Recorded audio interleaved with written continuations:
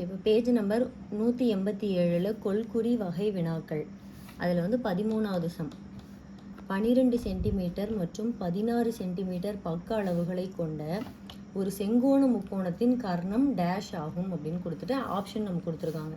ஏ வந்து 28 centimetre, B 20 centimetre, C 24 centimetre, D 21 சென்டிமீட்டருங்கிறதையும் கொடுத்துட்டாங்க. அவங்களே கொடுத்துட்டாங்க ஒரு செங்கோண முக்கோணத்தோட கர்ணம் அப்படின்னு கேட்டிருக்காங்க. ஸோ நமக்கு ஒரு செங்கோண முக்கோணம்னா டயக்ராம் இப்படி இருக்குமா, அதில் வந்து 90 டிகிரி இருக்கும். நமக்கு வந்து மற்ற ரெண்டு பக்கங்களையும் கொடுத்துருக்காங்க. ஸோ நம்ம எந்த ரெண்டு பக்கம்னாலும் எழுதிக்கலாம். 12, இன்னொரு பக்கம் வந்து 16 எழுதிக்கலாம். இதில் இந்த கர்ணம் தான் நமக்கு வந்து எக்ஸ்ன்னு வச்சுருக்கோம், அது என்னன்னு தெரியாது.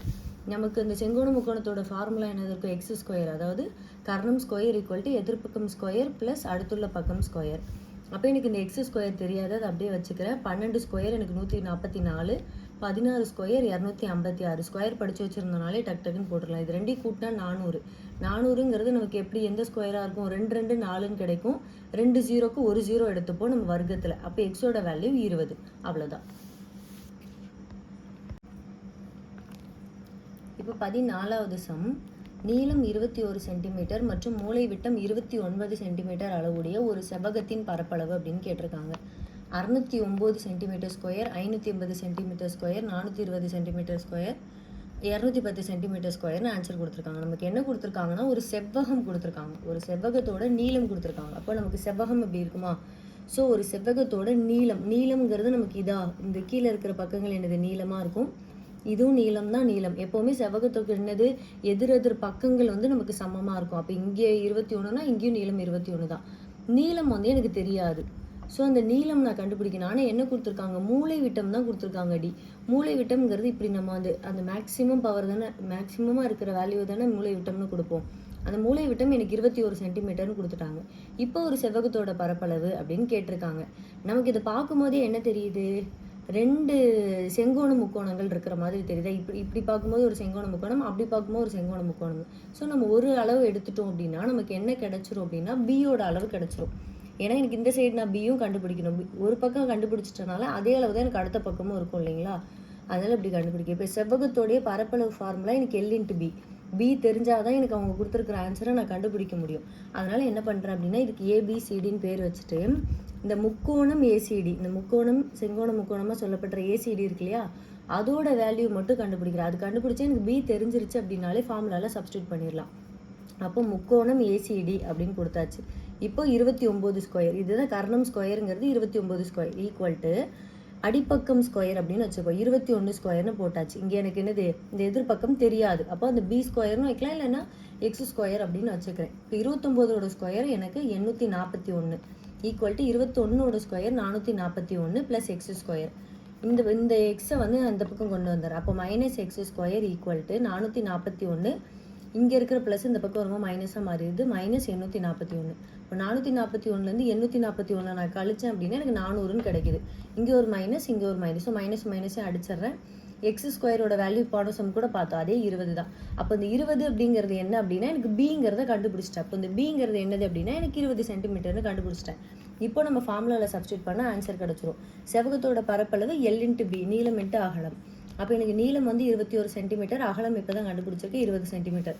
அதை அப்படியே சப்ஸ்டியூட் பண்ணால் நமக்கு ஆன்சர் என்னது 420 சென்டிமீட்டர் ஸ்கொயர் அப்படிங்கிறது கிடச்சிரும். அவ்வளோதான். நம்ம கொடுத்துருக்கிற டேட்டாவே வந்து மாற்றி நம்ம அந்த ஃபார்முலா போட்டோம் அப்படின்னா ஆன்சர் வந்துடும். இப்போ 15வது சம். ஒரு செங்கோண முக்கோணத்தின் பக்கங்களின் விகிதம் 5, அந்த விகிதம் ரேஷியோவோடது 12:13 மற்றும் அதனுடைய சுற்றளவு 120 அலகுகள் எனில் அதனுடைய பக்கங்கள் டேஷ் ஆகும் அப்படின்னு கொடுத்துருக்காங்க. நமக்கு ஏ ஃபர்ஸ்ட் ஆன்சர் 25, 36, 59. அடுத்தது பி வந்து 10, 24, 26ன்னு கொடுத்துருக்காங்க. சி வந்து 36, 39, 45ன்னு கொடுத்துருக்காங்க. டி வந்து 20, 48, 52 அப்படின்னு கொடுத்துருக்காங்க. என்ன கொடுத்துருக்காங்க, அவங்களே கொடுத்துட்டாங்க ஒரு செங்கோண முக்கோணம் அப்படின்னு கொடுத்துட்டாங்க.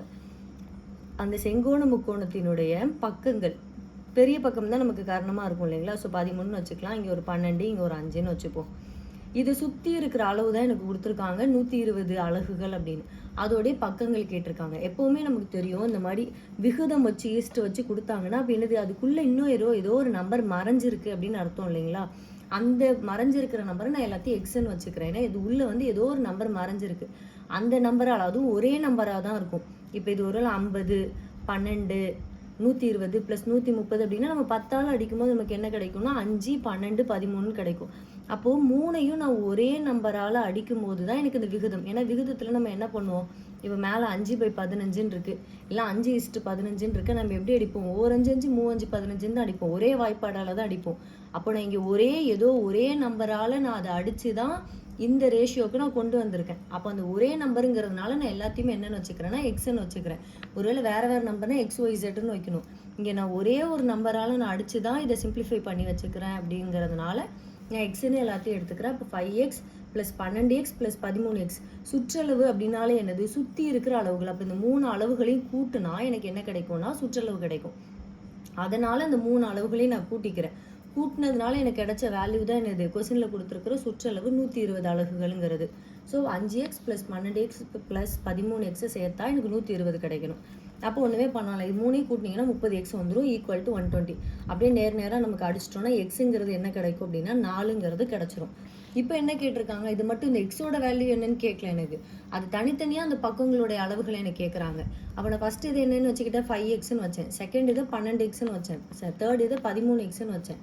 ஆனால் எக்ஸுங்கிறது 4ன்னு கண்டுபிடிச்சிட்டா. 5 நாங்க 20, 12 நாங்க 48, 13 நாங்க 52. அப்போ ஆப்ஷன் டி தான் எனக்கு கரெக்ட். 20 48 52 அப்படிங்கிற இந்த நம்பர் தான் என்னது அப்படின்னா இந்த செங்கோண முக்கோணத்தினுடைய பக்கங்களாக இருக்கு. பயிற்சி 5.3ல் 3வது சம். நமக்கு அந்த மற்றதெல்லாம் தேவையில்லை, எல்லாம் அந்த வடிவியல் அந்த மாதிரியான கணக்கில் கொடுத்துட்டா நமக்கு தேவையான கணக்கு இது. ஒரு கோபுரத்தின் உச்சியானது தரையில் R என்ற இடத்தில் உள்ள ஒரு கண்ணாடியின் மூலம் பிரதிபலித்து பார்க்கப்படுகிறது. அந்த முக்கோணம் PQR, இந்த சிம்பிளோட மீனிங் என்ன அப்படின்னா வடிவொத்தவை, ரெண்டும் ஈக்குவலாக இருக்குது. எப்போவுமே வடிவத்தில் ஒத்து இருந்தாலும் அதனுடைய அளவுகள் என்னது, அளவுகள் இல்லை பக்கங்கள் வந்து மாறி இருக்கலாம் அப்படிங்கிற ஸ்டேட்மெண்ட்டை நம்ம ஃபஸ்ட்டே பார்த்துருக்கோம். ஸோ இதோட மீனிங்னா வடிவொத்தவை ரெண்டும் கொஞ்சம் ஒரே மாதிரியான அந்த வடிவத்தில் இருக்குது அப்படிங்கிற அர்த்தம். ஸோ முக்கோணம் STR எனில் கோபுரத்தினுடைய உயரத்தை காணுங்க அப்படின்னு கொடுத்துருக்காங்க. டயக்ராமும் அவங்களே புக்கில் கொடுத்துட்டாங்க. ஸோ ஒரு கோபுரம் இது, அதோடைய உச்சி வந்து தரையிலிருந்து R அப்படிங்கிற இடத்துல ஒரு கண்ணாடியை வச்சு ரிஃப்ளெக்ட் பண்ணி பார்க்குறாங்களாமா.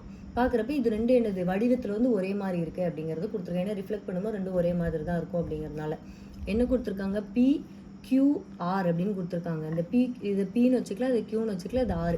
புக்லேயே இது அப்படியே PQR தான் கொடுத்துருக்காங்க.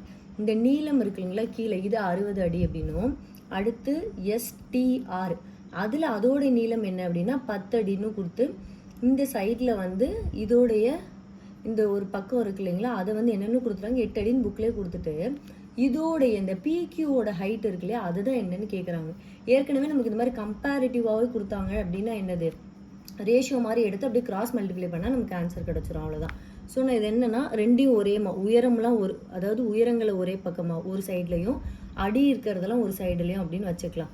அப்போ என்னது, எனக்கு வந்து இது நீளம் இல்லையா, இந்த எல் அப்படிங்கிறது, அப்போ QR / RTன்னு வச்சுக்கிறேன். அப்போ இந்த நீளத்தை எல்லாம் ஒரே சைடில் வச்சுக்கிறேன். QR / RT ஈக்குவல் டு எனக்கு இந்த அடுத்து ஹைட்டை கம்பேர் பண்ணணும்.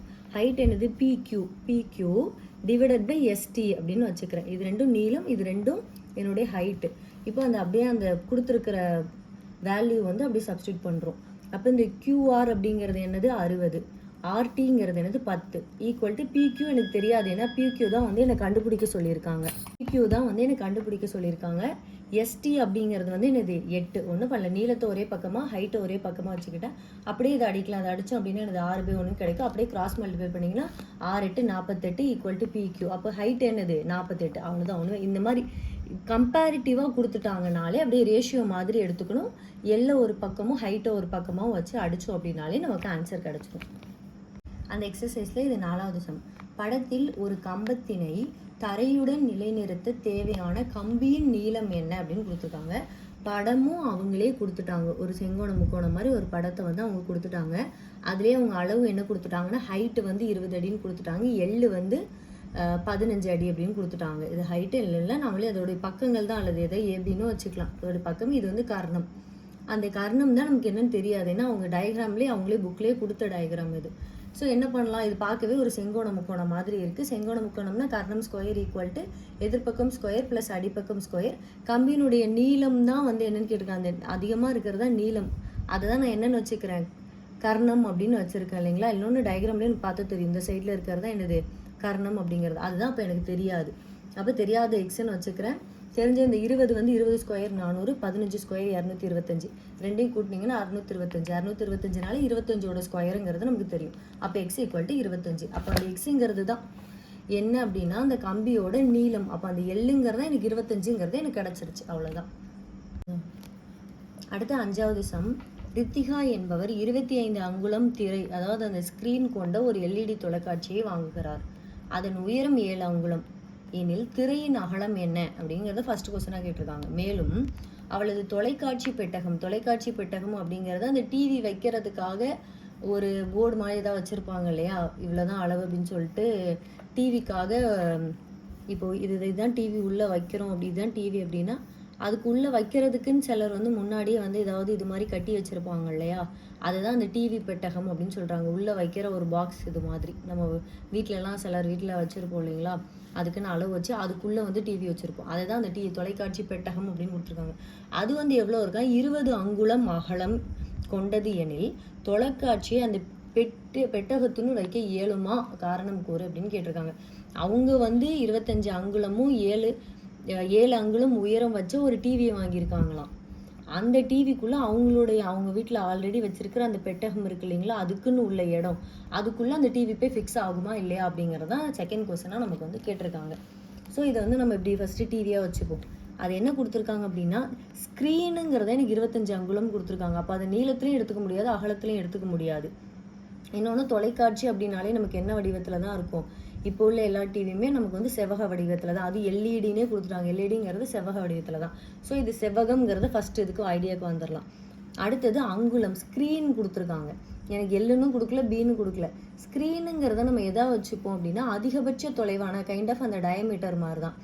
அந்த அதிகபட்ச தொலைவை தான் நான் 25 அங்குலம் அப்படின்னு வச்சுக்கிறேன். அதோடைய ஹைட் என்ன கொடுத்துருக்காங்க அப்படின்னா 7 அங்குலம் அப்படின்னு கொடுத்துட்டாங்க. ஸோ எனக்கு எதிர் பக்கங்கள் என்னவா இருக்கும், சமமாக தான் இருக்கும். அப்போ இங்கே 7னா இங்கேயும் 7 தான். அப்போ இதில் நான் கண்டுபிடிக்க வேண்டியது என்னது அப்படின்னா பி கண்டுபிடிக்கணும். முன்னாடி ஒரு சம்பளம் பார்த்தீங்களா, அதே மாதிரி தான். ஏதாவது ஒரு அளவை இது பார்க்கும்போது ஒரு அளவு மட்டும் நான் தனியாக எடுக்கும்போது எப்படி தெரியுது, ஒரு செங்கோண முக்கோணம் மாதிரி இருக்குது. அப்போ நான் அந்த ஒரு அளவு வச்சு என்ன பண்ணிடலாம், பியை கண்டுபிடிச்சிடலாம் இல்லைங்களா.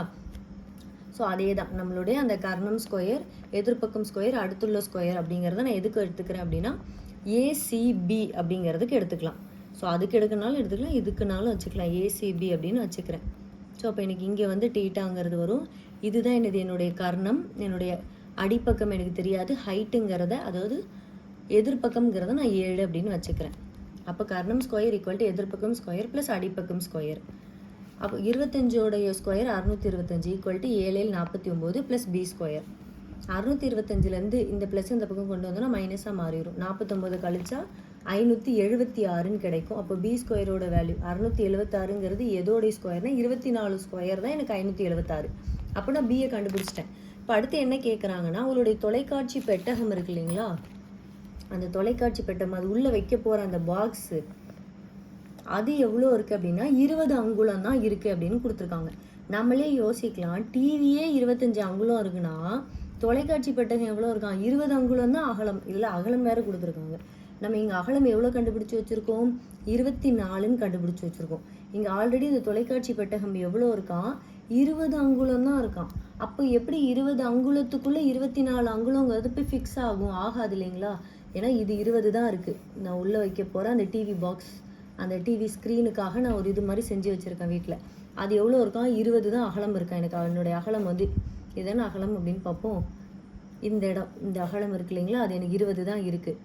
ஆனால் என்னுடைய டிவியோட அகலமே எவ்வளோ இருக்குது, டிவியோட அகலம் எவ்வளோ இருக்குது, 24 இருக்குது. அப்போ எப்படி அந்த பாக்ஸுக்குள்ளே போய் இது ஃபிக்ஸ் ஆகாது இல்லைங்களா. அதுதான். அப்போ தொலைக்காட்சி பெட்டகம்ங்கிறது 20 அங்குலம், டிவி வந்து எனது எவ்வளோ அங்குலம் இருக்குது, 24 அங்குலம் இருக்குது. அதனால் கண்டிப்பாக அதுக்குள்ளே போய் இது ஃபிக்ஸ் ஆகாது, அதனால் வைக்க இயலாதுங்கிறது தான் இந்த சம். இந்த மாதிரி சம்ஸ் தான் நமக்கு கேட்பாங்க. ஈஸி தான், இதை கண்டுபிடிச்சோன்னா நமக்கே தெரியும். அது எப்படி 24 இன்ச்சு இருக்கிற டிவியை போய் எப்படி 20க்குள்ளே போய் வைக்க முடியாது இல்லைங்களா, அவ்வளோதான்.